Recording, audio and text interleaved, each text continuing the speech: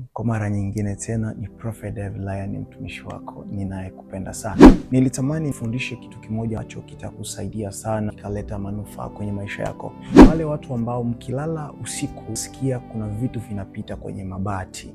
Aidha unaweza ukasikia kitu kinapita kwenye mabati, wengine wanasikia mpaka kwenye singboard, kwenye wengine mnasikia hata nje, mnasikia sauti za watu. Kama ukisikia hiyo hali, ni kitu ambacho kinaendelea kwenye ulimwengu wa roho. Tambua kwamba tayari mahali hapo, aidha mahali ambapo ni kwako, tayari kumefanyika kuwa sehemu ya kikao ya wachawi, wanafanyia vikao vyao ya usiku. Kwa hiyo ukilala usiku unasikia mambo, kuna hewa fulani ambazo unazisikia au uzielewi. Hata mchana unaweza kuwa umekaa unasikia vitu vinapita kwenye mabati. Sio dalili ya kawaida katika ulimwengu wa roho. Unaona dalili hizo, kwanza roho ya ukame itatawala sana nyumba yako. Hakuna amani, hakuna kinachoendelea, Ndio dalili hizo ziko nyumbani kwako, jua ya kwamba mahali hapo ni sehemu ya wachawi. Na penginepo unaweza enda hospitali ukauliza mimi ninaumwa nini, na wasikwambie chochote ambacho unachoumwa. Ndio kwamba CT scan wanakwambia hatuni magonjwa ya aina yoyote ile ambayo yanasumbua maisha yako. Kwa hiyo gundua dalili hizo ziko ndani ya nyumba yako, aidha ndani ya kiwanja chako. Kitu pekee cha kufanya, namba moja, chukua udongo wa nyumbani kwako, anza kuutakasa kwa damu ya Yesu Kristo. Kwa damu ya Yesu, sema katika jina la Yesu, kila roho, kila maagano inayofanyika kwenye hii ardhi ya nyumbani kwangu ninaivunja kwa jina la Yesu. Na baada ya hapo, kisha maliza kuomba mambo kama hayo, nunua mfagio mpya ambao huo mfagio utautumia ndani ya siku 7.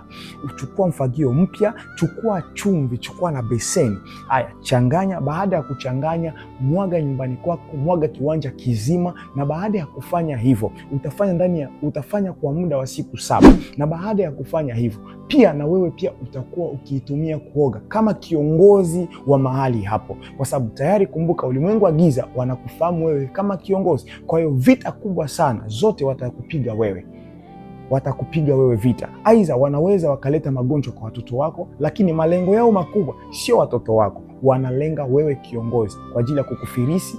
Na aidha pale ambapo fedha inapoingia tu nyumbani kwako, unajikuta magonjwa ghafla yanatokea.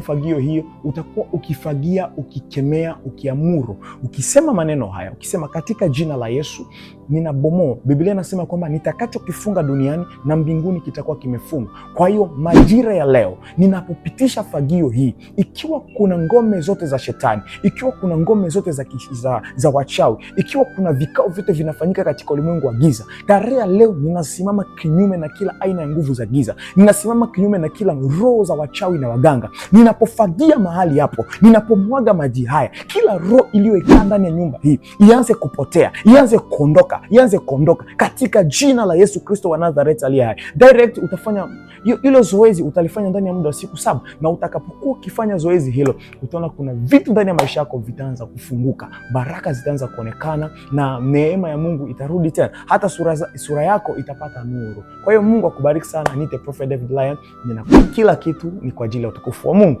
na hivi vyote ninakueleza ni kwa ajili ya utukufu wa Kristo.